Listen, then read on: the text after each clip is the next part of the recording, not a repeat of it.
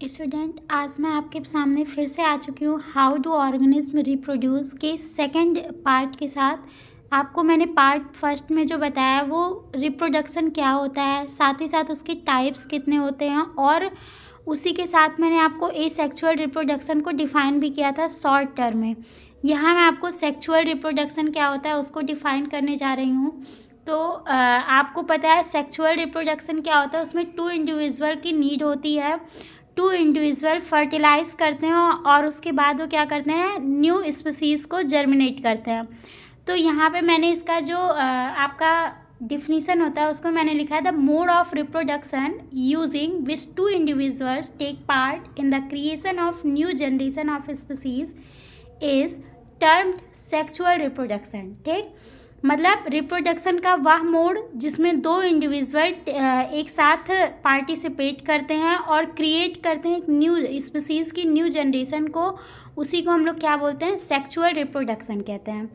अब अगर आप इसको जाएंगे तो दो टाइप से, मैंने वैसे ये डिवाइड नहीं होता है बट आपके समझने के लिए मैंने इसको फ्लो चार्ट में बनाया है कि जो सेक्सुअल रिप्रोडक्शन होता है एक तो वो प्लांट्स में होता है फ्लावरिंग एलिमेंट में, दूसरा वो ह्यूमन बींग्स में होता है। ठीक, तो जो प्लांट में होता है उसका स्टार्टिंग वे जो होता है पॉलिनेशन होता है। ठीक है, पॉलन ग्रेन जो होता है वो पॉलिनेशन करेगा, उसके बाद जो है उसमें भी टाइप्स होते हैं। पॉलिनेशन भी एक तो सेल्फ पॉलिनेशन होता है जो एक प्लांट से होता है, सेम प्लांट में ही होता है वो, और जो क्रॉस पॉलिनेशन होता है वो एक प्लांट से दूसरे प्लांट के पॉलन ट्यूब जो होता है उससे वो पॉलन ग्रेन अटैच होकर तब फिर फर्टिलाइजेशन करेगा। ठीक है, ह्यूमन बींग्स में जो होता है, अब ह्यूमन बींग्स में मेल फीमेल होते हैं, आपको पता है। अब मेल फीमेल में भी आगे चल के क्या होता है, मेल रिप्रोडक्टिव सिस्टम में कुछ अलग होते हैं, जैसे कि इसका हार्मोन मेल का क्या होता है, टेस्टोस्टेरॉन, काफ़ी इम्पॉर्टेंट है। फीमेल रिप्रोडक्शन का अलग होता है। अब मैं आगे का जो क्वेश्चन मतलब आगे का जो मैं टॉपिक ले रही हूँ वो पहले मैं आपका जो है ह्यूमन बींग्स में मेल रिप्रोडक्टिव सिस्टम का क्या वर्क है, क्या क्या उसमें होते हैं पार्ट, उसके क्या क्या होते हैं उसको मैं बताऊँगी। फिर मैं फीमेल रिप्रोडक्टिव का बताऊंगी, उसके बाद फिर मैं फ्लावरिंग प्लांट का भी आपको समझा दूंगी। शॉर्ट टर्म में ही मैं नोट्स दे रही हूँ क्योंकि मुझे भी पता है अब आप लोग के एग्ज़ाम आ रहे हैं तो आप लोग बहुत लेंथी पढ़ना पसंद नहीं करेंगे, और नॉलेज के बिहाफ पे अगर देखा जाए तो ये नोट्स बेटर है, तो आप स्क्रीनशॉट लेना चाहो तो ले सकते हो। और बीच में ही मैं बता दूं, आगे की टॉपिक पढ़ाने से पहले चैनल को लाइक और सब्सक्राइब ज़रूर कीजिएगा। नेक्स्ट आपका है जो मैं डिफ़ाइन करने जा रही हूँ वो है मेल रिप्रोडक्टिव सिस्टम। स्टूडेंट, इसमें अब आपको मैं इसमें बता रही हूँ कि आपका मेल रिप्रोडक्टिव सिस्टम है उसमें कौन कौन से ऑर्गन होते हैं और उसका क्या वर्क है। ठीक है, तो देखो, the male reproductive system consist of organs that produce and transport the male germ cell. देखो, जो आपका मेल रिप्रोडक्टिव सिस्टम होता है वो कंसिस्ट करता है ऑर्गन्स को जो क्या करते हैं, प्रोड्यूस और ट्रांसपोर्ट करते हैं किसको, मेल जर्म सेल और गैमीट, जिसको हम लोग गैमीट भी बोलते हैं या मेल जर्म सेल्स बोलते हैं। वो क्या होता है आपका sperm, the male hormone testosterone. ठीक, ये सबसे मेन होता है आपका जो मेन आपके मेल से फीमेल में जो ट्रांसफ़र होता है वो क्या होता है आपका स्पर्म होता है। मेल का जो हार्मोन होता है वो टेस्टोस्टेरॉन होता है, and the organ that facilitate the discharge of male germ cell. और साथ ही साथ वो क्या करते हैं, ऐसा ऑर्गन अपने पास कंसिस्ट करते हैं जो क्या करता है, फैसिलिटेट करता है जो जर्म सेल होता है, जो स्पर्म होता है वो मेल से फीमेल के रिप्रोडक्टिव सिस्टम में ट्रांसफ़र हो सके।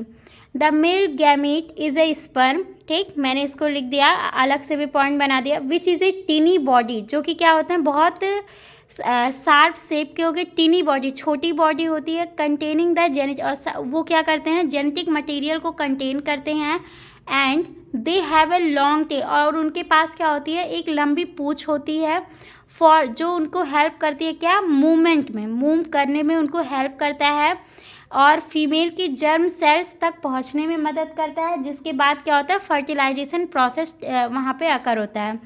The system consist of some external, और ये क्या होता है, एक्सटर्नल कुछ एक्सटर्नल बॉडीज़ को भी ये कंसिस्ट करता है, जिसमें आपका पेनिस होता है, स्क्रोटम, टेस्टीज, टेस्टीज से ही आपका क्या होता है, स्पर्म आपका बनेगा, and internal organ like urethra, prostate and seminal vesicle. ठीक, ये सारे आपके क्या होते हैं, मेल रिप्रोडक्टिव सिस्टम के ऑर्गन होते हैं। अब इसको अगर आप चाहो तो मैं फ्लो चार्ट के रूप में भी समझा दूँ, अदरवाइज ऐसे भी नोट्स बेटर है, अगर आप स्क्रीनशॉट लेना चाहो तो ले सकते हो।